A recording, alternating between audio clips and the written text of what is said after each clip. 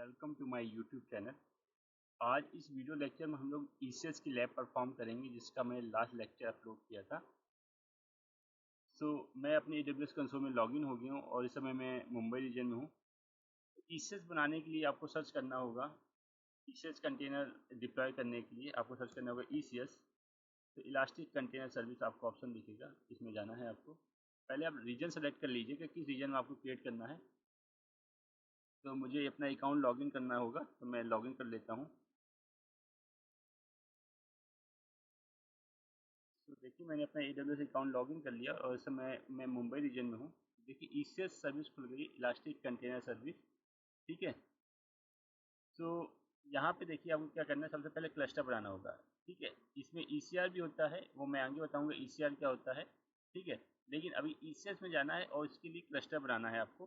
ठीक है, सबसे पहले आपको क्लस्टर बनेगा, मैंने बताया पढ़ाया था आपको क्लस्टर क्या होता है, टास्क डेफिनेशन क्या होती है, सर्विस क्या होती हैं, सारी चीज़ मैंने डिटेल से समझा दी है। ठीक है, अगर आपको इसके बारे में और या डिटेल चाहिए तो आप इस वीडियो को भी देख सकते हैं। तो आपको सबसे पहले क्लस्टर में जाना है। ठीक है, देखिए अभी कोई भी क्लस्टर यहाँ पे क्रिएट नहीं है। ठीक है, उसके बाद आपको गेट स्टार्टेड में क्लिक करना है। देखिए इसमें डायग्राम देखिए समझाया जा रहा है कि पहले आपका बेस क्या होगा, कंटेनर डेफिनेशन होगी। ठीक है, उसके बाद टास्क डेफिनेशन होगी, उसके बाद आपकी सर्विस होगी, उसके बाद क्लस्टर होगा। ठीक है, तो सब क्लस्टर सब चीज़ को होल्ड करता है। क्लस्टर ही सर्विस को होल्ड करेगा, टास्क डेफिनेशन को होल्ड करेगा, कंटेनर डेफिनेशन को होल्ड करेगा, सब कुछ क्लस्टर ही होल्ड करता है। ठीक है, यहाँ कुछ सैम्पल डेफिनेशन दे रखी है मेरे पास। अगर आपको सैम्पल ऐप रन करवाना है तो आप इसका यूज कर सकते हैं, इस ऑप्शन का। अगर आपको एनजीनिक्स होस्ट करवानी है, एनजीनिक्स का जो वेब पेज होता है या एनजीनिक्स बेस्ड एप्लीकेशन होस्ट करवानी है, तो आप इसका ऑप्शन यूज कर सकते हैं। पोर्ट नंबर 80 पे आप होस्ट कर सकते हैं। अगर आपको Apache Tomcat base web server web application host करानी है तो आप इसका होस्ट कर सकते हैं। ये आपका पोर्ट नंबर 8080 यूज करेगा। अगर आपके पास कोई कस्टम एप्लीकेशन है, नोड की है, एंगुलर की है, आपकी जावा बेस एप्लीकेशन है, आपकी रिएक्ट बेस्ड एप्लीकेशन है, तो आप इसका कस्टम का यूज़ कर सकते हैं।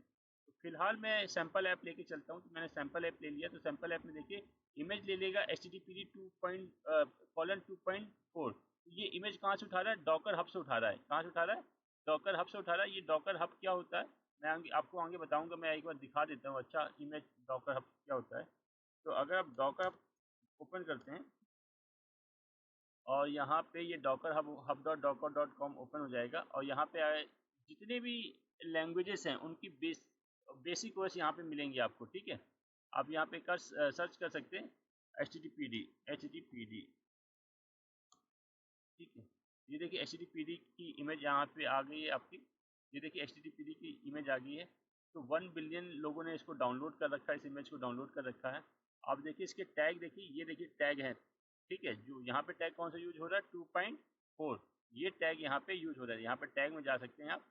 तो यहाँ पे 2.4 का टैग यूज होगा तो वो वाली इमेज इसमें यूज हो रही है। ठीक है, तो ऐसे आप समझ लीजिए कि ये जो इमेज है वो कहाँ से उठाएगा, वो इस रेपो से उठाएगा, hub.docker.com से। ठीक है, इस मेमोरी की जब कंटेनर बनेगा उस कंटेनर में कितनी मेमोरी असाइन होगी, 0.5 GB, 512 MB। ठीक है, CPU कितना असाइन होगा, 0.25 vCPU, 256 आपका गीगाहर्ट्ज, लगभग 0.256 आपका, ऐसा समझ सकते हैं गीगाहर्ट्ज आपकी CPU एलोकेट होगा। तो चलिए मैं सैम्पल ऐप को सिलेक्ट करता हूँ।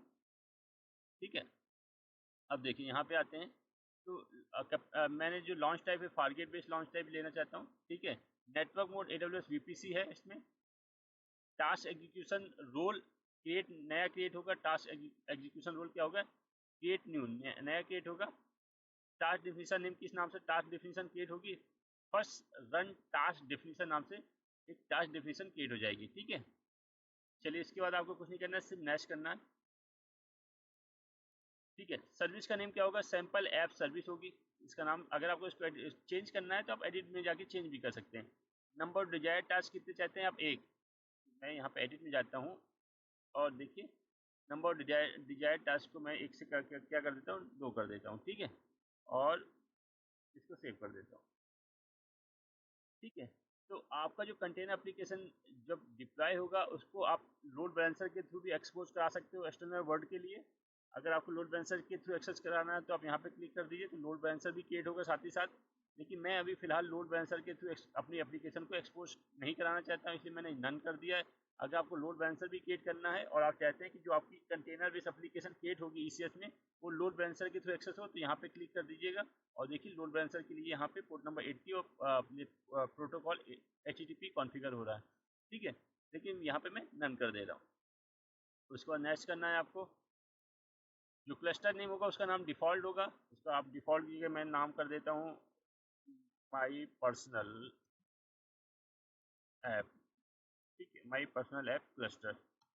आप कुछ भी एडिट करके कुछ भी कर सकते हैं नाम, ठीक है।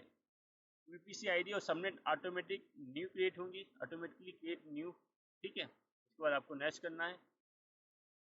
तो देखिए पूरी डिटेल आपके पास आ गई कि आपने टास्क डिफिनीशन का नेम क्या देता, माई फर्स्ट टास्क डिफिनीशन। तो इसको आप चाहें तो आप चेंज भी कर सकते हैं यहाँ पर एडिट में जाके, ठीक है। ठीक है, यहाँ पे मैं कर देता हूँ फर्स्ट टास्क डिफिनीशन, ठीक है। और उसके बाद आप सेव कर दीजिए। तो आप इसकी मॉडिफाई भी कर सकते हैं। अगर आपको मेमोरी आपको 1 GB एलोकेट करनी है, CPU आपको 1 कोर एलोकेट करना है, तो आप ऐसा भी कर सकते हैं। चलिए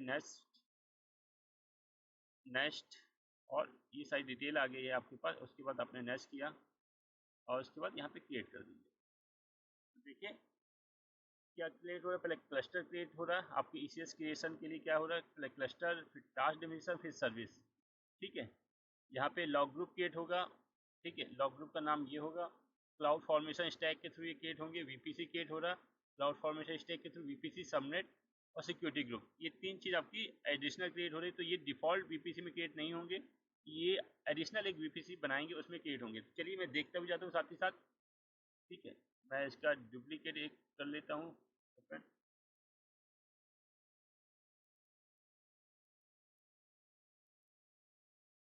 और यहाँ पे मैं VPC सर्च करता हूँ।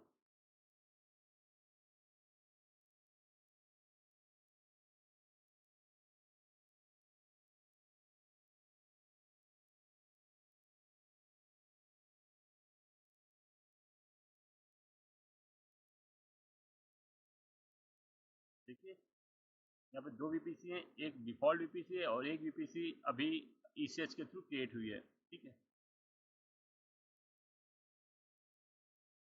ये देखिए ECS my personal app cluster नाम दिया था मैंने, उसके लिए VPC क्रिएट हुआ है। इसका CID रेंज ये है। इसी के साथ इसका सबनेट क्रिएट हुए होंगे, इसके रूट टेबल, इंटरनेट गेटवे, ये सब क्रिएट हुए होंगे। मैं दिखा दे रहा हूँ इंटरनेट गेटवे में जाके देखिए। ये देखिए माई पर्सनल करके जो आ रहा है, ये मेरा इंटरनेट गेटवे क्रिएट हुआ है जो इस VPC के लिए, ठीक है। उसके बाद देखिए क्लस्टर क्रिएट, सारा कुछ क्रिएट हो गया। देखिए यहाँ पे सब चेक मार्क्स ओके हो गए।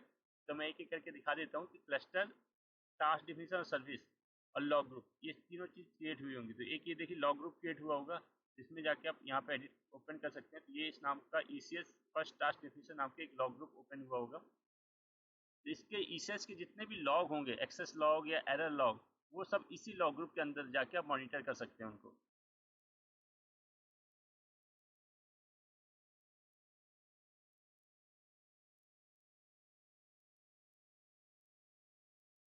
ये देखिए ECS फर्स्ट टास्क डिफिनीशन करके एक लॉग ग्रुप क्रिएट हो गया, उसके अंदर 2 लॉग भी क्रिएट हो गए। इन लॉग को अगर रीड करना चाहें तो आप रीड भी कर सकते हैं। ये देखिए ये इसमें आपके अपाचे जो है, अपाचे 2.4 दिया गया था, तो वो अपाचे 2.4 के लिए इसमें दिखा रहा है कि वो अपाचे इसका रिज्यूम हो रहा है, और प्लस उसकी डॉकर के लिए HTTP सर्विस आपकी स्टार्ट हो रही है, ठीक है। ये लॉग आ गए हैं इसमें। अब मैं देखता हूँ क्या बचा है। अब मेरे पास मुझे देखना क्लस्टर और टास्क डिफिनीशन सर्विस। यहाँ पे मैं जाता हूँ क्लस्टर मारता हूँ, ECS सर्च करता हूँ, इलास्टिक कंटेनर सर्विस में मैं जाता हूँ। देखिए पहले कोई क्लस्टर क्रिएट नहीं था अभी एक क्लस्टर क्रिएट हो गया होगा।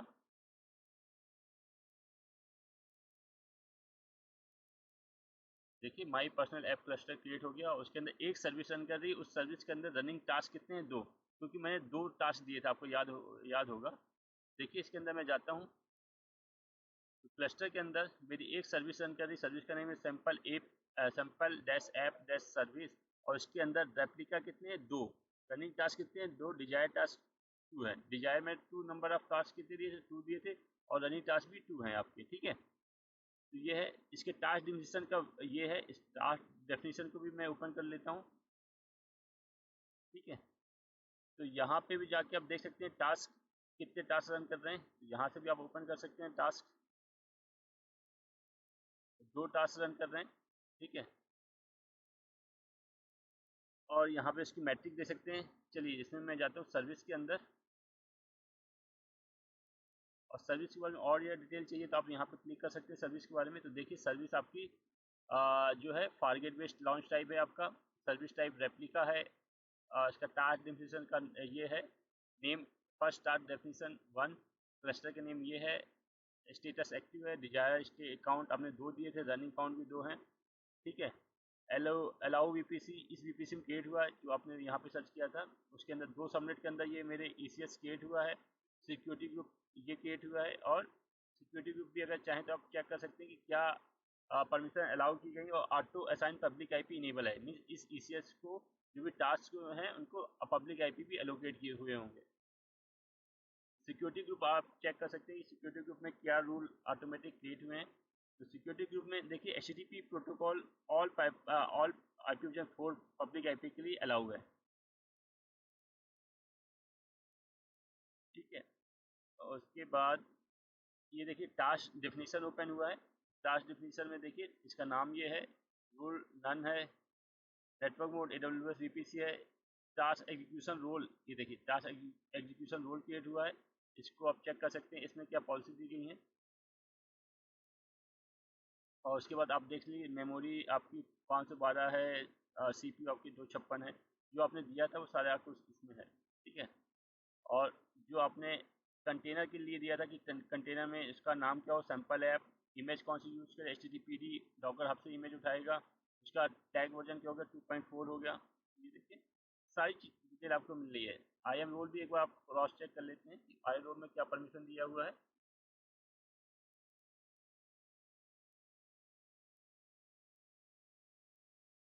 तो टास्क इसे टास्क एग्जीक्यूशन रोल करके आपका IAM रोल क्रिएट हुआ है। इसके अंदर ट्रस्ट रिलेशनशिप में जाते हैं तो इसे task.amazon.com के लिए ये IAM रोल वर्क करेगा।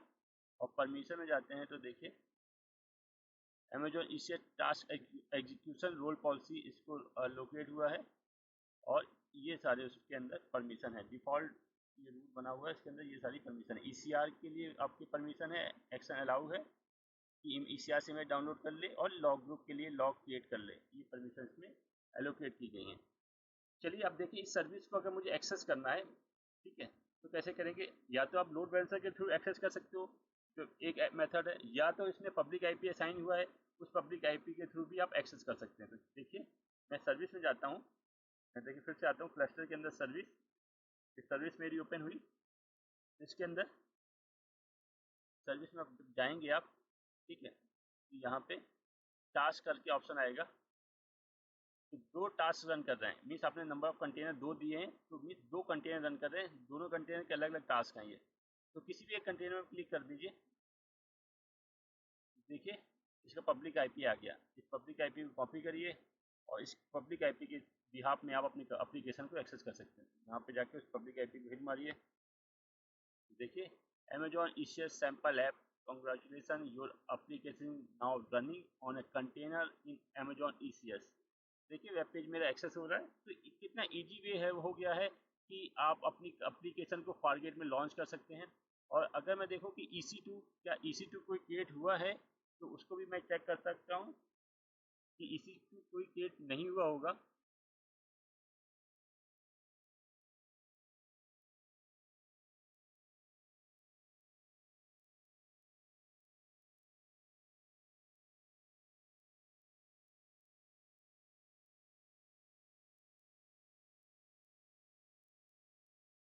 तो देखिए कोई भी इंस्टेंस रनिंग कंडीशन में नहीं है। तो मीन्स ये जो एप्लीकेशन डिप्लॉय हुआ है वो फारगेट बेस्ड कंप्यूट में इंस्टॉल हुआ है। तो इसलिए इसको मैनेज करने का काम कौन करेगा, AWS करेगा। ठीक है, इस तरह आप अपनी अपनी अपनी एप्लीकेशन को आप डिप्लॉय कर सकते हो कंटेनर बेस्ड ECS सर्विस के अंदर। तो इस पर मैं कंप्लीट वीडियो लेक्चर लेके आऊँगा, ये मेरा फर्स्ट लेक्चर वीडियो लेक्चर था इसमें। ठीक है, चलिए आप अब अगर आपको इसको डिलीट करना है तो कैसे करेंगे। सबसे पहले आपको क्लस्टर में जाना पड़ेगा। ठीक है, सबसे पहले आपको सर्विस डिलीट करनी पड़ेगी। ये मेरा क्लस्टर आया, इसके अंदर ये सर्विस आएगी, सर्विस को आप सेलेक्ट करिए और यहाँ से इसको डिलीट करिए। यहाँ पर लिखिए डिलीट में, सर्विस डिलीट हो गई। अब आप यहाँ से क्लस्टर डिलीट करिए, डिलीट क्लस्टर, यहाँ पे लिखिए डिलीट में, डिलीट करिए। ठीक है, तो ये थोड़ा टाइम लेगा कंप्लीट डिलीट करने के लिए। मीन्स ये आपका वीपीसी, सबनेट, इंटरनेट गेटवे, आपका आईएम रोल, जितना भी कुछ इसने क्रिएट किया था सब कुछ ये डिलीट करेगा। ठीक है, तो ये थोड़ा सा टाइम लेगा। तो फिलहाल इस वीडियो लेक्चर में इतना ही। अगर आपके कोई डाउट है तो आप प्लीज़ मुझे कमेंट बॉक्स में ज़रूर बताएं। Thank you for watching.